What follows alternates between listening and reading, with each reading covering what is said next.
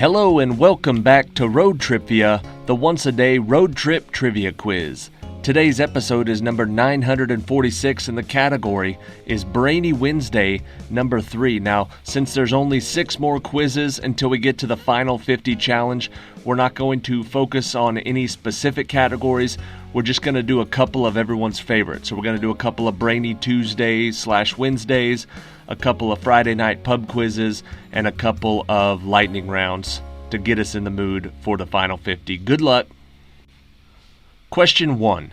This opera begins and ends in an attic, though other action occurs at the gates of Paris where the characters rhapsodize on the flowers in the springtime and in a cafe in the Latin Quarter.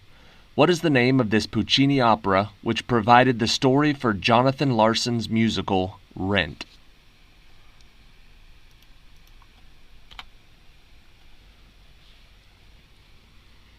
The name of the opera is La Bohème. Question number 2. It is named for an explorer who served on 2 of James Cook's expeditions and who later became the first to sail around the Strait of Juan de Fuca and into the Strait of Georgia. What is the name of this 12,000 square mile island which houses Victoria, the capital of British Columbia?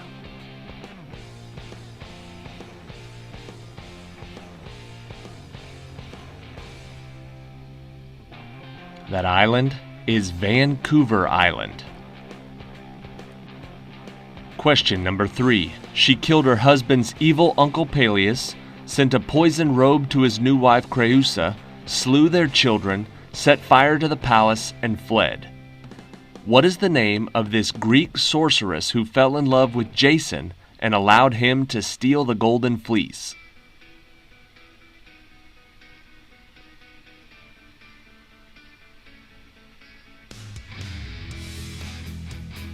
Her name was Medea.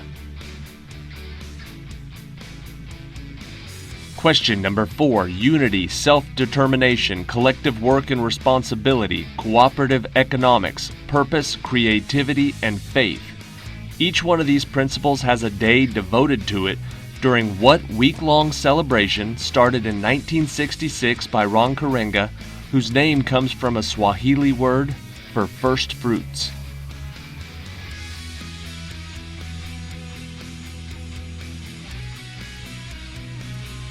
The answer is Kwanzaa. Question number 5. It was intended to divide the Roman Catholics and Eastern Orthodox people into their appropriate countries. It reappeared in 1945 as the border between reconstituted Poland and the Soviet Union. What is the name of this political line drawn by the British Foreign Secretary for whom it is named?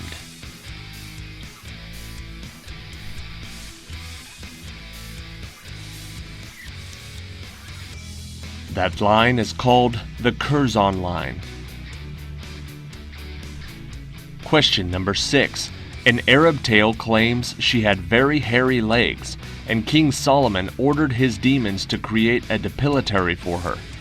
What is the name of this woman who ruled southwestern Arabia in the 10th century BC and tested Solomon's wisdom with a series of riddles, rewarding him with gold when he was successful?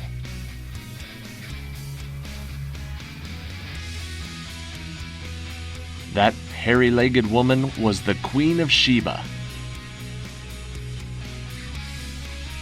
Question number 7. Ben intended to go to Alaska and ended up in Africa.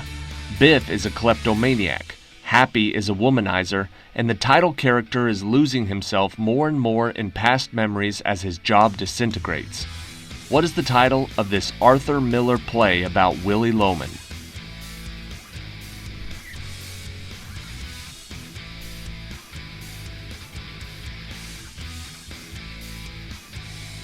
The answer is Death of a Salesman.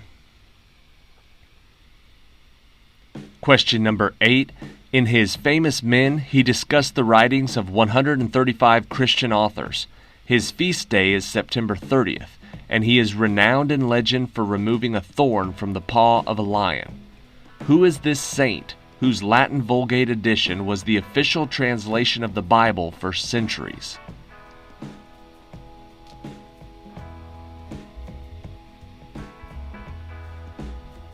this popular saint is Saint Jerome. Question number 9, first depicted in the 1982 film Star Trek II: The Wrath of Khan, and since referred to and depicted in numerous other Star Trek media. What is the name of the infamous training exercise in the Star Trek franchise designed to test the character of Starfleet Academy cadets in a no-win scenario?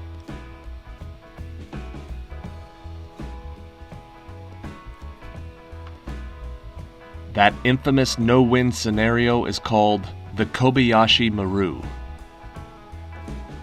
Question 10. The book describes the state as an artificial man, with officers as joints and punishments as nerves. Its final chapter, Of the Kingdom of Darkness, alleges that the papacy is guilty of misinterpreting Scripture to justify power. What is this treatise, Justifying Absolute Monarchy, by Thomas Hobbes?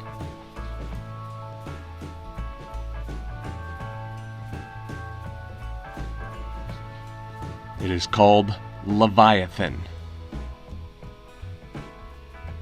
Question number 11. He was particularly proud of his pumpkin-headed prophet Zucconi, though it wasn't the first piece to demonstrate that he was the first Renaissance sculptor to master the clothed depiction of the human body. What is the name of this early Renaissance sculptor of the bronze David?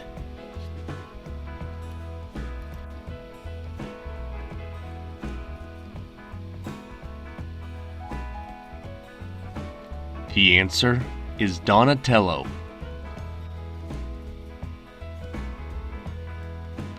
Question number 12.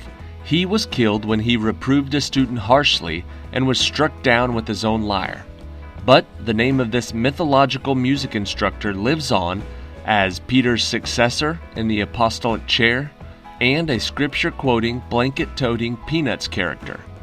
What is the name?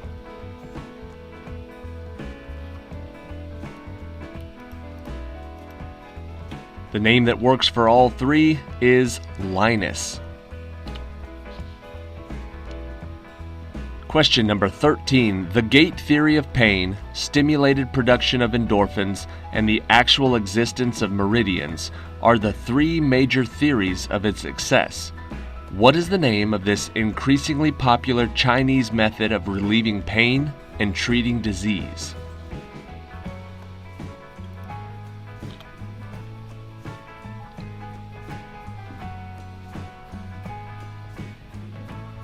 Those are the three major theories of acupuncture.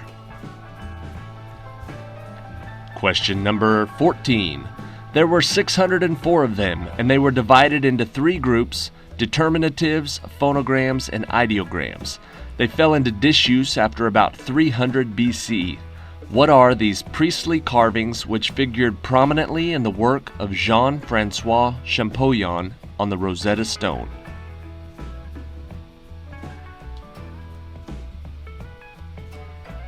Those priestly carvings are called hieroglyphics.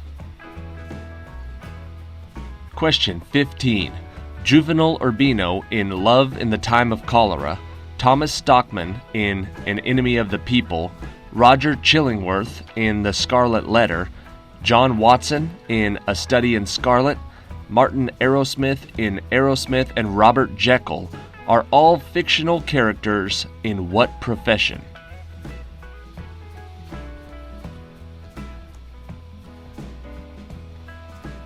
They are all in the profession of medicine. They are all doctors.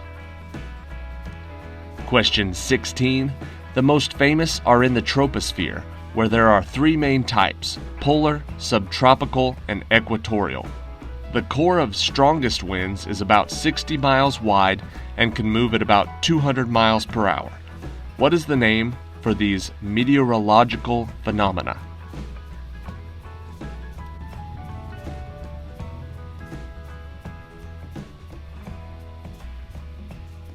The answer is jet streams.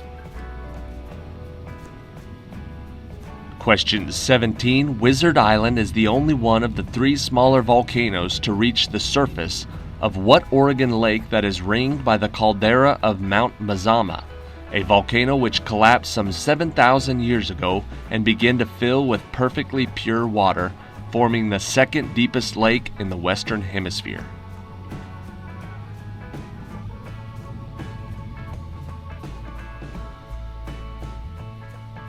The answer is Crater Lake.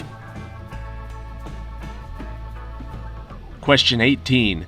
The book begins with the opening of a meeting over which Joseph Smiggers presides, and its attendees include Tracy Tupman, Augustus Snodgrass, and Nathaniel Winkle. Which Dickens tale details the misadventures of Sam Weller and his employer, the man whose papers form the central plot of the story?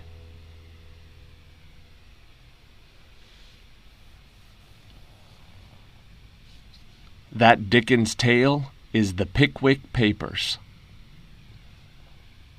Question 19. One wanted a reduction in taxes due from Asia.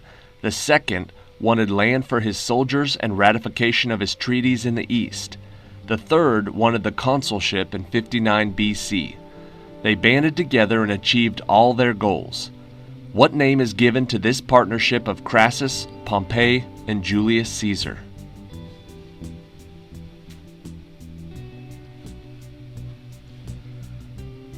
That was known as the First Triumvirate. Question 20. She managed to put off her execution by beginning a fascinating tale which her husband wanted to hear concluded. What is the name of this woman who had to tell stories for 1,001 nights before her husband relented on the death sentence?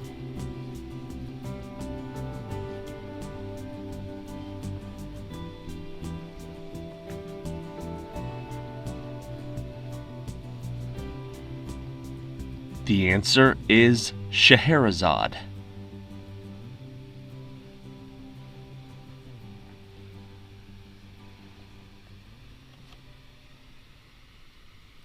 All right, that is it for today. Thank you for watching today's episode of Road TRIpVIA. One of the reasons that I had that question for question 20 about the 1,001 nights is because when the final 50 trivia challenge wraps up, I think it's like September 27th, maybe it's September 26th, and so that's episode number 1000, and then it's like 2 days until the 28th, which is when we're going to do the drawing for the winner of the final 50 challenge. And I was going to do that as episode 1001, but I don't really want to skip a day, so this is just kind of preemptive, but I'm thinking about doing an episode number 1001, which will be an Arabian Nights trivia.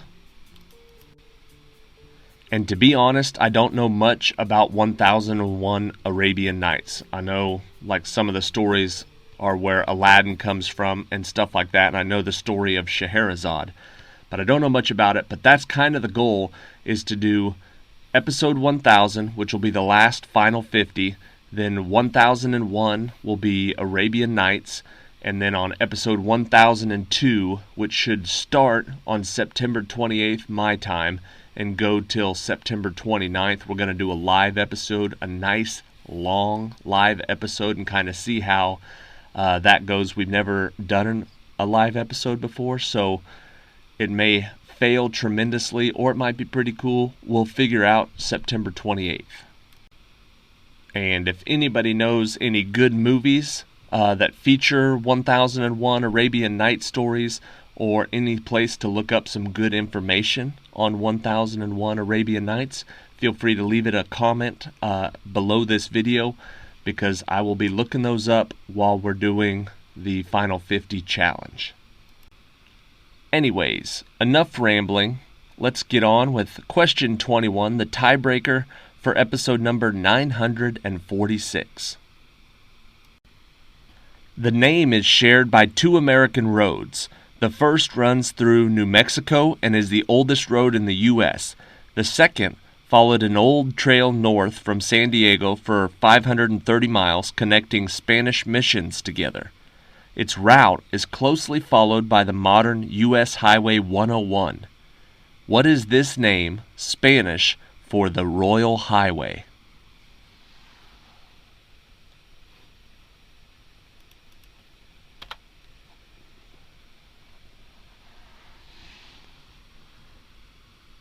I found a few different lengths of miles, anywhere between 530 to a little over 600.